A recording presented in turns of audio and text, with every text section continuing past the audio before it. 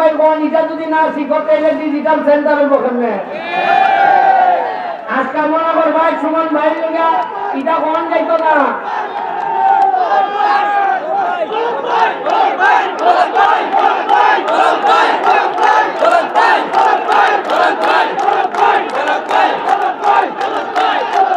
এরপরে শুনো এই খালি পলক ভাইয়ের সাথে জেলা আওয়ামী লীগের সভাপতি যদি আমার কিছু সুবিধা না দেয় তাইলে আমার কোনো লাভ হইতো না। একটু জাহির ভাই বোঝায় না জাহির ভাই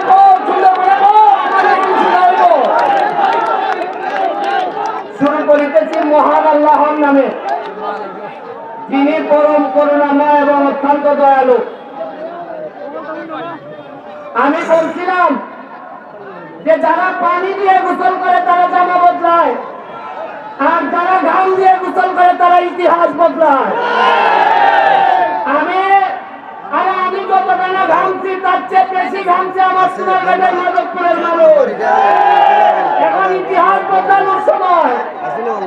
আজকে যারা অতিথি হিসেবে আসছেন, প্রধান অতিথি, আমি জানতাম যে উনি ডিজিটাল বাংলাদেশের জননেত্রী শেখ হাসিনার প্রধান এবং অন্যতম কারিগর। 11টার সময় উনি টাইম দিলেন। আমি ভাবছি যে রাজনৈতিক মন্ত্রী, আমরা আগের অভিজ্ঞতা ছিল 11টায় বললেন 12টায়, উনি 11টার 15 মিনিট আগে আইসা ইউন অফিসে বসা। আমার তখন গোসলই করি নাই। উনি ফোন দিয়ে বললেন যে আমি চলে যাই প্রোগ্রামের জায়গায়। বিশ্বাস করেন এর চেয়ে কম সময়ে আমার জীবনে মনে হয় গোসল করি নাই। দৌড়াইয়া গিয়াতে কোনো রকম দৌড়ছি। চাকরি তো আমার যে কোনো সময় যায়।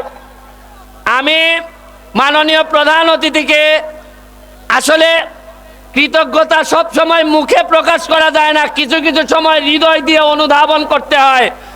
আপনি ব্যারিস্টার সুমনের দাওয়াতে আপনি আসছেন, জীবনে জানি না কোনোদিন এই ঋণ পরিশোধ করতে পারবো কিনা, তবে কথা দিচ্ছে আপনি যা করে যাবেন জীবনে ক্ষমতা পাইলে নাটুরের জন্য তার চেয়ে বেশি করে দিয়ে আসবো আমি।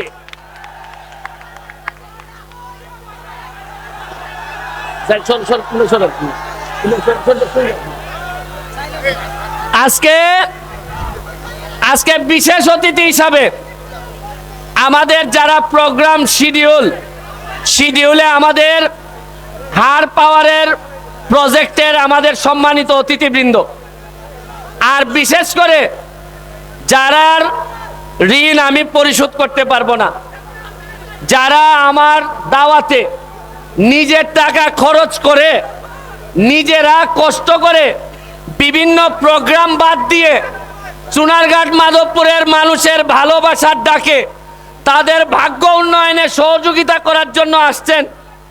আমার সালমান মুক্তাদের,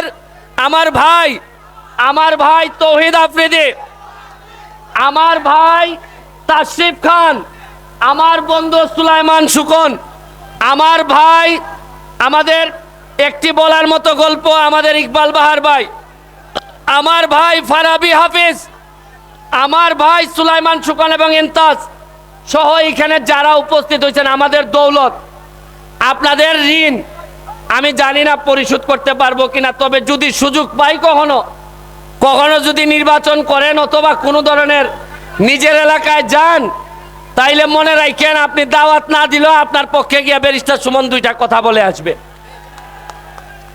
আমি ধন্যবাদ জানাই আমার গার্জিয়ান, জেলা আওয়ামী লীগের সম্মানিত সভাপতি, যার সারা জীবনে রাজনীতি করতে গিয়ে তৃণমূল রাজনীতিবিদদের সাথে চলা শিখছি, যার কথায় আমাদের অ্যাডভোকেট আবু জাহির মহোদয় এখানে উপস্থিত হয়েছেন।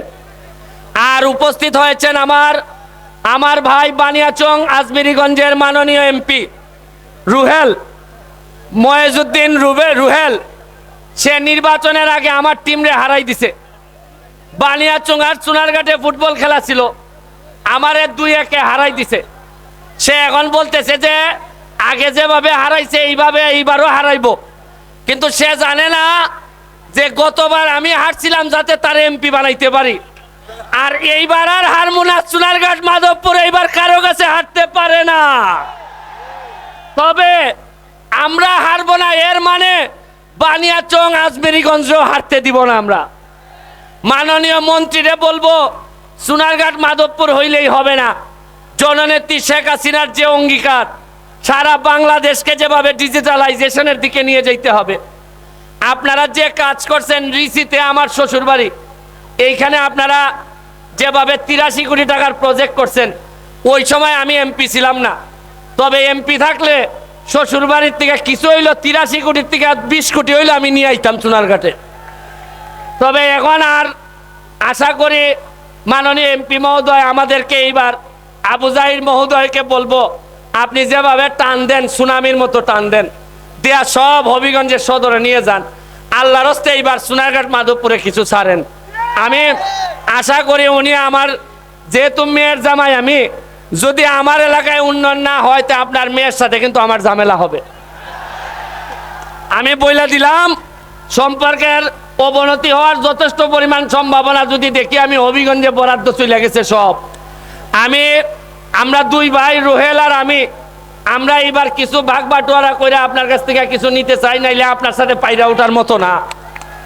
আমি আমার ডিসি মহোদয়, আমার ইউনো মহোদয় অত্যন্ত কাজের মানুষ, এডিসি যারা আছেন তারা অত্যন্ত আমাদেরকে সহযোগিতা করেছেন।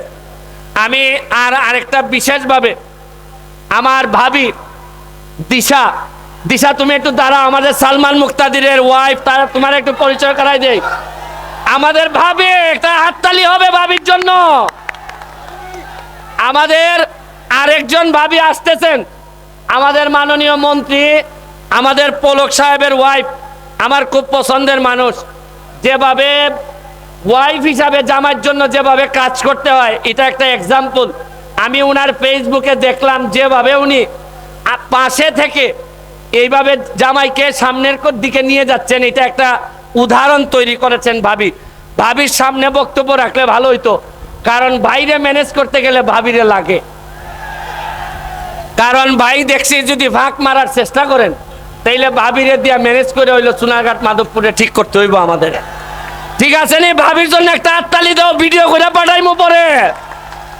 আমি পলক ভাইকে বলবো, পলক ভাই আমি নতুন মানুষ, ফেসবুকে কথা বলি, মাননীয় প্রধানমন্ত্রীও বলছেন তুমি তো ফেসবুকের এমপি, আপনি আমাকে যদি সহযোগিতা না করেন পলক ভাই, আমার আর জায়গা থাকে না। আমি সাধারণত দুর্নীতির বিরুদ্ধে প্রতিবাদ করি, এখন আপনি যদি আমারে না দেন তাইলে আমি কোথায় গিয়ে প্রতিবাদ করব? যদিও আজকে ব্যারিস্টার সুমন যেভাবে ফেসবুকের এমপি আপনারা বলেন, এইটাও কিন্তু নেত্রীর কারণেই, সজীব ওয়াজের জয়ের কারণেই এবং জুনায়েদ আহমেদ পলকের কারণে আমি প্রোডাক্ট অফ ফেসবুক যদি হই, আসলে আমি প্রোডাক্ট অফ শেখ হাসিনা। কারণ উনি যদি ডিজিটালাইজ না করতেন তাইলে আমি এই 7 মিলিয়ন 8 মিলিয়ন ফলোয়ার নিয়ে এইভাবে একটা বিপ্লব ঘটাইতে পারতাম না। আমি আপনাদেরকে বলি, বঙ্গবন্ধুর সোনার বাংলা বানানোর জন্য কিছু সোনার মানুষ দরকার। সব সময় এইরকম না যে নৌকার মধ্যেই থাকতে হবে, আমরা নৌকার কিছু বাইরে থেকেও নৌকারে ধাক্কাইয়া পার করে দিব এবং বঙ্গবন্ধুরে বুকে ধারণ করে জননেত্রী শেখ হাসিনার নেতৃত্বে বাংলাদেশটারে দেখাইতে চাই। নেত্রী সংসদে, নেত্রীর সামনে আমার সিট, আমার নেত্রীর চোখ পড়ে আমার দিকে, এখন ভালো করে ফোনে কথা বলার মতো না, নেত্রী দেখা পেলে সব। তা আমি নেত্রীরে বলবো, নেত্রী সামনে আমরা যারা আছি তারাও আপনার সহযোগিতার জন্যই আছি। আমি স্বতন্ত্র এমপি হিসাবে নেত্রীর সাথে মিটিংয়ে বলছিলাম, নেত্রী আপনি যদি আমাদেরকে অনুমতি না দিতেন তাইলে আমি এত ভোট জীবনও পাইতাম না এবং আমি জীবনও দাঁড়াইতাম না এই নির্বাচনে। আমি নেত্রীরই প্রোডাক্ট, আমি বঙ্গবন্ধুর সোনার বাংলা বানানোর জন্য, নেত্রীর হাতকে শক্তিশালী করার জন্য যা যা লাগে সব করতে চাই। এই ক্ষেত্রে আমি পলক ভাইয়ের সহযোগিতা চাই। সবাই বলছেন ডিজিটাল, আমার 21টা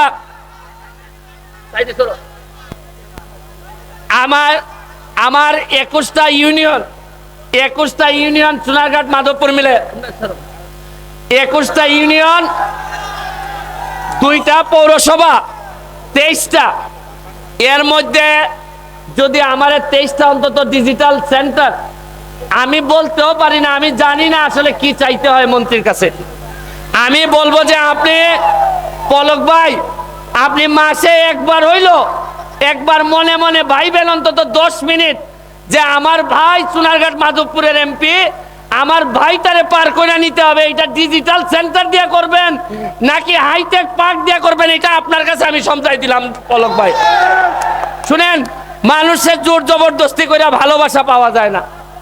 মন্ত্রী সাহেবরা আমি জোর জবরদস্তি করে বলতে পারি এই দিবেন সেই দিবেন, উনি বাধ্য হয়ে হয়তো বলতে পারেন যে দিমু ভাই, কিন্তু আপনার মন থেকে যদি আপনি ভালো না বাসেন ভাই, আমি তো ভালোবাসা দিয়ে এমপি হয়েছি, আমি ভালোবাসার বাইরে কার কাছ থেকে কিছু নিতেও পারবো না ভাই।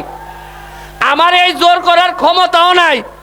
এই গাড়ি দিয়ে কি ভাবি আইছে এটা নাকি?